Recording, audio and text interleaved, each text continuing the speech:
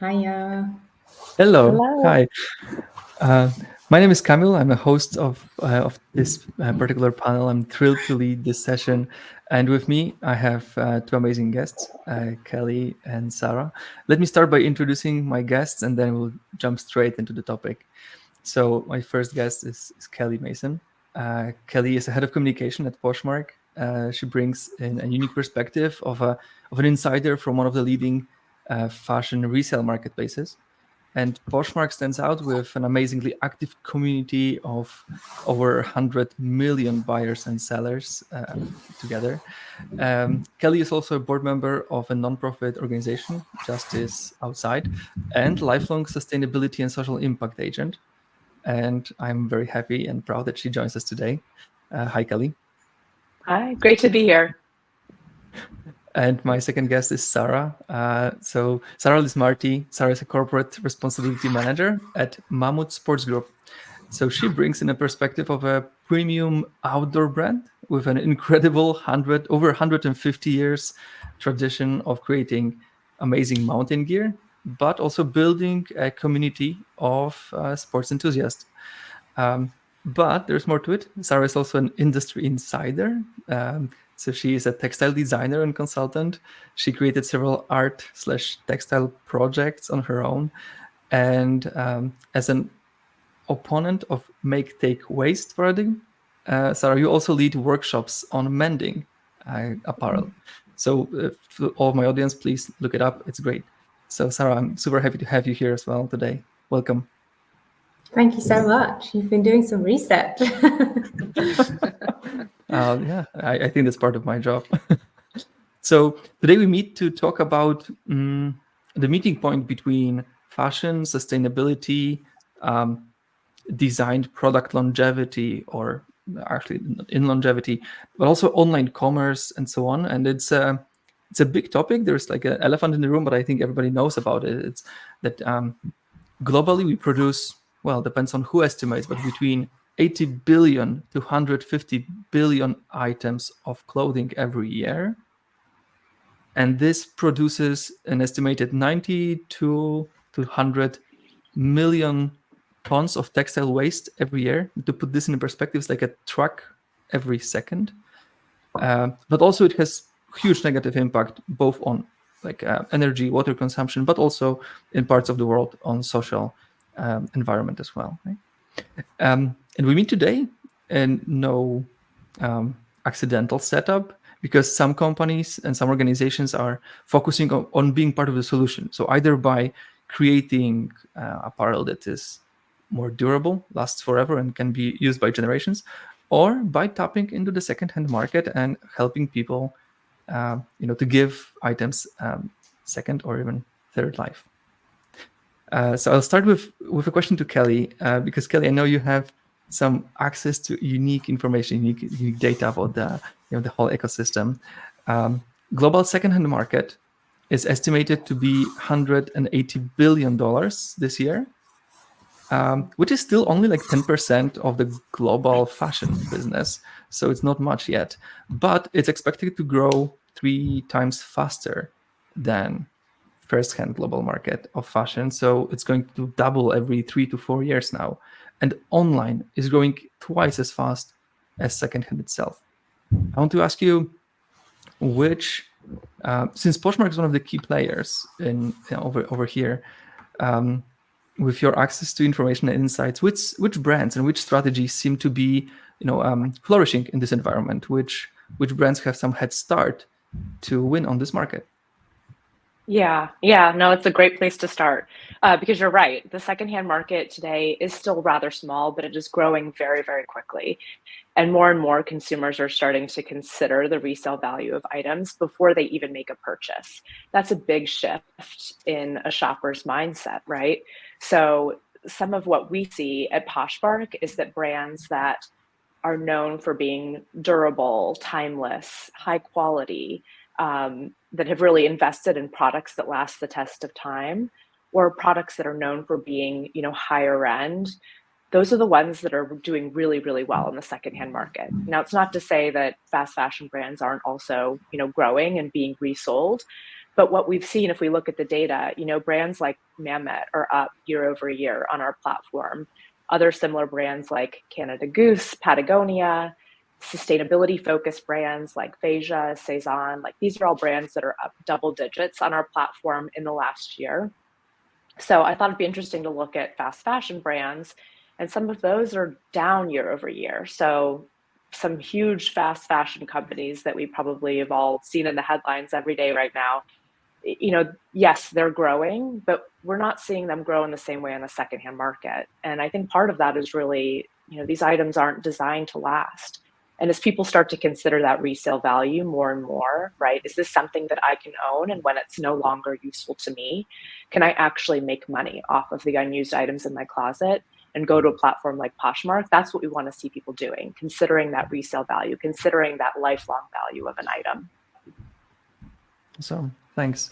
So here I'll sail towards Sara, and Sara, the question to you, because Kelly mentioned Mammut as one of the leaders of this list, and there is long history of focus on longevity and durability in Mammut.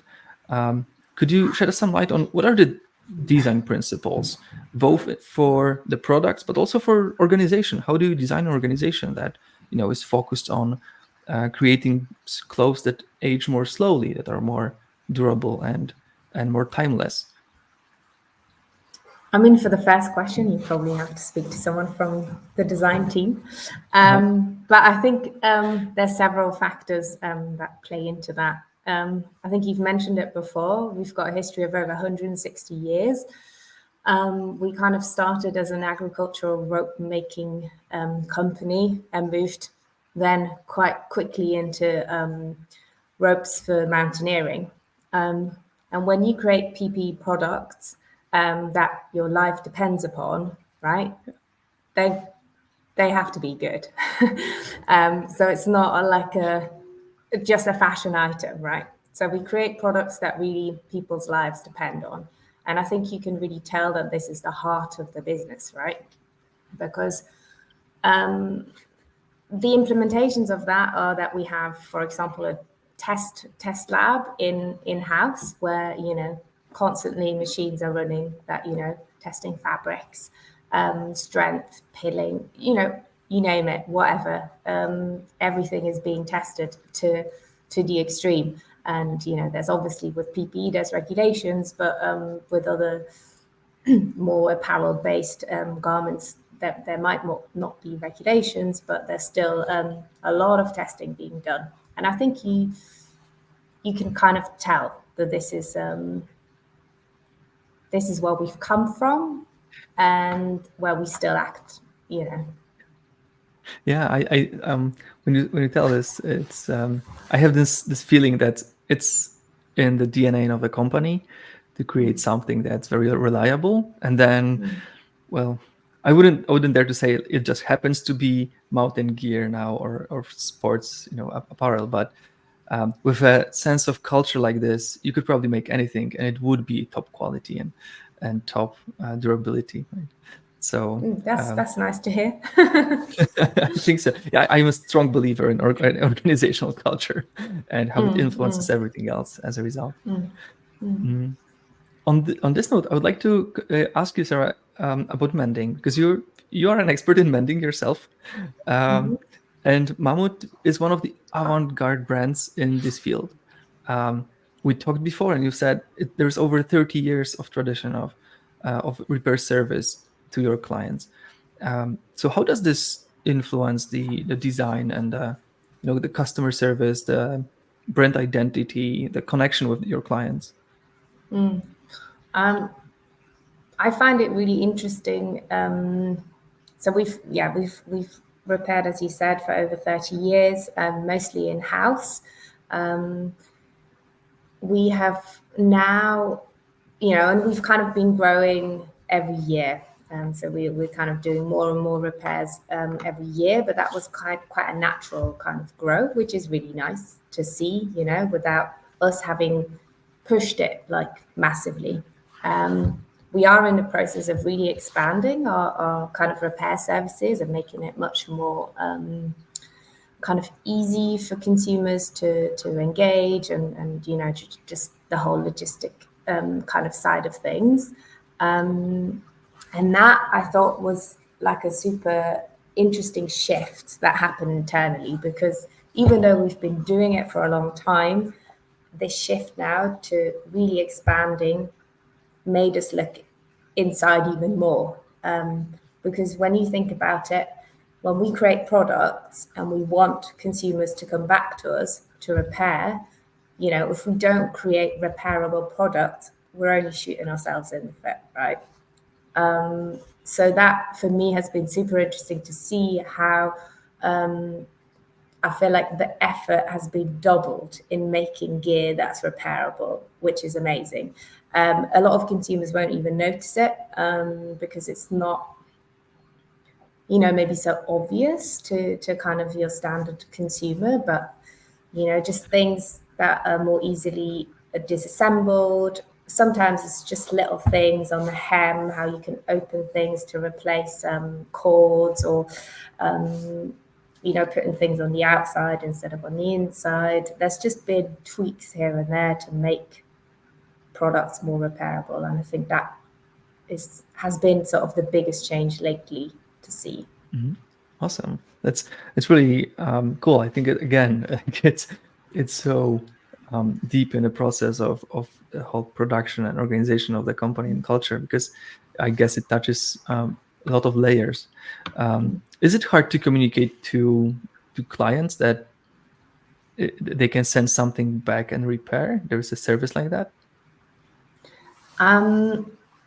You know, we've not actually been very loud about it. And because we're only launching it later in the year, we're not currently very loud about it.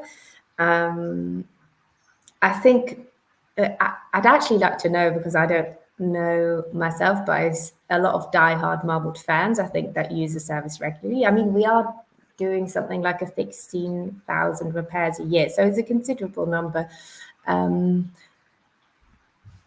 But yeah, I think we will kind of ramp up kind of talking about it more. So cool. Fingers crossed. It's quite an adventure, right? To add another business like whole logistics and operations to the already existing company. So good luck with that. Cheers. I'd like to segue a bit into like why would we consider secondhand? Kelly, so the question to you, from your perspective, what prompts people to stop using some article of clothing, to retire a piece of clothing? You know, is it mostly wear and tear? Is it mostly it goes out of fashion, or is it mostly I just got bored with this, I don't wear this anymore, or maybe I changed my size? So what is it? Well, it's all the above. You know, fashion is extremely personal. So it's every reason, right? Maybe you had a baby, things don't fit the way they used to. You got a different kind of job. You know, you maybe bought something you thought you were going to wear and you didn't. There's all sorts of reasons that people buy things and don't use them anymore. The other thing we see today, which is, you know, I have sort of mixed feelings about, is there are a lot more quote micro trends, right? Things that kind of come into fashion really quickly, and then it seems like they go out of fashion a week or two later. So you also have this, you know, sense of wanting to kind of keep up with trends. That's another reason people might circulate items through their closet faster. So whatever the reason, you know, what we see is that people are buying more. And what we want to see is people thinking more thoughtfully about their purchases initially, but then when something has reached the end of its useful life for whatever the reason is, that they're keeping it in circulation, right? Like they're keeping the item and the value of the item in circulation. And that's where, you know, a platform like Poshmark is great. And our role really is to take as much friction as possible out of that resale experience. So you can go on Poshmark, you can list an item in less than 60 seconds with just some basic information. The other thing that we offer to our shoppers is the ability to very easily reposh items, to resell items that they've purchased on Poshmark. So we call it a reposh feature. It's one of the most popular things that we've ever launched. It's been used, over 9 million times. And basically it allows you, if you buy something on Poshmark, let's say you're dressing for, a special occasion or something you buy and a year later you found you're just not wearing it anymore. You can click the reposh button and it helps to populate your listing so you can resell that item as quickly as possible. And it's a really wonderful feeling because you're buying that item secondhand and then you're kind of releasing it when ready back into the market. And so it doesn't feel like you're taking something and then, maybe it's sitting, not being used in your closet. It's really about keeping items in circulation and allowing people to shop from each other's closets. And that's what Poshmark's all about. Nice. I have to ask you, do you have any data about an item that's like a leader of the, reposhed classification? So is there an item that was resold more than 10 times or 20 times? Do you keep track? It's a great question. We could pull that data. I don't have it at my fingertips today, but now that you've asked it, I'm definitely going to find out. Yeah, once you do, please post it on LinkedIn. I'm all over this idea. Yeah. Kelly, but we also talked, when we were talking before, we talked a bit about, the perceived value of items that are secondhand versus new. And you shared something very interesting with me about the perceived value and the whole idea of gifting something that's secondhand. Could you elaborate a bit on this? Yes, absolutely. So last year, Poshmark launched something called Secondhand Sunday, and it's effectively a holiday in the very busy shopping season during the holiday season. So it's the Sunday after the Thanksgiving holiday in the US. So if you're familiar with Black Friday, Cyber Monday, Secondhand Sunday is nestled right in between those 2 days. And the idea is really to encourage people to buy secondhand gifts for their loved ones every holiday season. And it's really for us about kind of changing the conversation around secondhand items. What we see generally, particularly with younger generations, is that the stigma of secondhand shopping is rapidly disappearing, right? Like people are proud to say that something is thrifted, it's authentic, it's one of a kind. And so we really want to tap into that. The other thing we learned is we partnered with Morning Consult last year on some research on people's attitudes towards secondhand gifting. And even though only a third of people are buying secondhand gifts, the research shows that over 90% of people are actually receptive to receiving one. So it's more than you or I might think. So there's more people on your list that are probably excited about getting a secondhand gift than you might think are. So what we really want to do is help to close that awareness gap. So every year, we're working with influencers, we are, running marketing campaigns, and we're offering, different events on the Poshmark platform to make it as easy as possible for people to buy secondhand gifts. And, we launched our gift guide this year, and really just regardless of who the person is, right, we want to give people ideas for what's something you could potentially buy secondhand. Or even buy new with tags on a secondhand platform, right? So maybe it's a jacket that you bought, you never used, you're selling it. It's a way to potentially save some money during the holiday season and maybe feel a little bit better about, your consumption habits and the impact on the planet. Absolutely. Cool. Thanks. Sara, I'm thinking now when we talked, well, I have to ask. I will squeeze an extra question here because I only did my extended research today. Only today I learned that you lead workshops on mending and visible mending. So is this something, for example, you practice? That you would gift an item that you mended yourself? Yes, I have actually before. Birthday gifts. Often the kind of mending I do, because it's quite time consuming, I don't really do it on a transactional basis. It's often for friends and family, and it's often in exchange for things. So it's an aspect I really like, that, I don't know, I mend you your jumper and you cook me dinner, this sort of thing. And obviously it's happened before for when I said, oh, what would you like for your birthday? And someone said, oh, Ashley I've got this jumper, I really like it, I don't want to throw it away, but it's got holes in the elbows. So yeah, that has happened before. Awesome, cool. That's really such a personal gift. I think something that's missing a bit today is those personal effort gifts, but this seems like a super nice one. I'll somehow come back to what Kelly mentioned at the very beginning about the visibility of the resale value when we talk about buying something new. And Sara, this question for you, because when we connect all the dots, right? And so Mammut being a company that creates very long-lasting apparel, and there is high resale value, you can repair it quite easily with your help, and so on and so on. And we talked that it's tricky to. So I did some research, and there's this report that says over 80% of Generation Z shoppers think about the resale value when they buy something new. And when they buy something even a bit more pricey and premium, this probably is even a bigger factor. But it's tricky to communicate to your clients that something might have a high resale value. Why do you think it's so? I mean, my personal opinion might be quite different to someone, someone else in the company. I see kind of various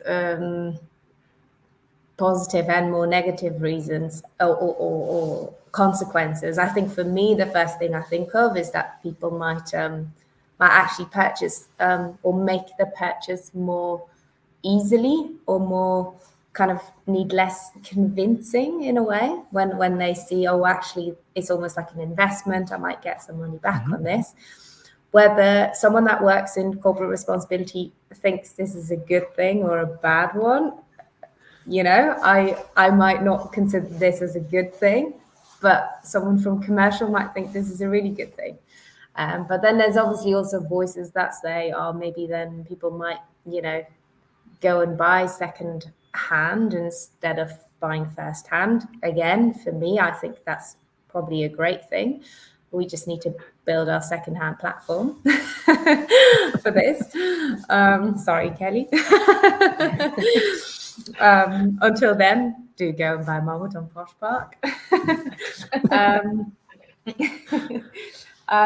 So yeah, I think there's kind of various opinions that could be there, but I also think it's an interesting perception of value, right, of a garment, and I wonder whether it also fuels the kind of idea that it's okay to buy something and resell it really quickly again, which I might not be the biggest kind of advocate for. But with certain garments, I think that could work really well. I don't think in a space or in the space that we are sitting, it's quite as relevant maybe. But I think for more kind of fashion oriented brands, I can see that, it happens maybe anyway. They're not wearing anymore. So you might as well kind of show that option at the start. Not sure how relevant it is for mountain gear. Right. Okay, thanks. And here, I think I would like to go to a question from Maria, if I can ask for the question here, because Maria asks about, if in the product life cycle, where do you think the most attention is needed? I think it's a good question for both of you, but I would even expand it a bit. So not only in the product life cycle, as in creating the product, but also in the communication and marketing of the product, in the connection with the client. Where do we need to nudge? Where do we need to put more focus to make the biggest dent in the somehow broken system? I guess, or I don't know whether. Go ahead, Sara. The question, yeah. Go ahead. I think for me the question is the most attention is needed for what? What is your desired outcome? Is it a smaller CO2 footprint? Is it there's so many aspects. Is it water use? Is it biodiversity aspects? There's so many kind of things you could tackle. I guess it possibly depends on the business model. I mean, for us, we could really, when we track our carbon footprint, you can kind of see exactly where the big levers are, right? So they are in tier 2 manufacturing, dyeing, kind of the creation of the textiles. So this is where we have to go in with renewables to kind of just minimize our footprint there. But then circular business models, like keeping stuff in use for as long as possible, is also a massive lever. So there's, in a nutshell, everywhere. Right. But I think you have to pick your battle. You have to pick your battle as a company. And personally, I think repair is one of the most radical acts. And obviously, I'm super chuffed that we're at Mammut are kind of pushing this. Nice. Cool. Thanks. Kelly, what's your point of view?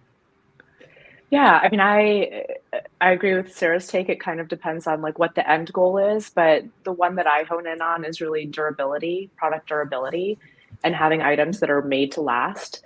I think a huge part of the issue is really the broader consumption challenge, right? People buy more than they need. There's so many things that get purchased that are hardly used or not used at all.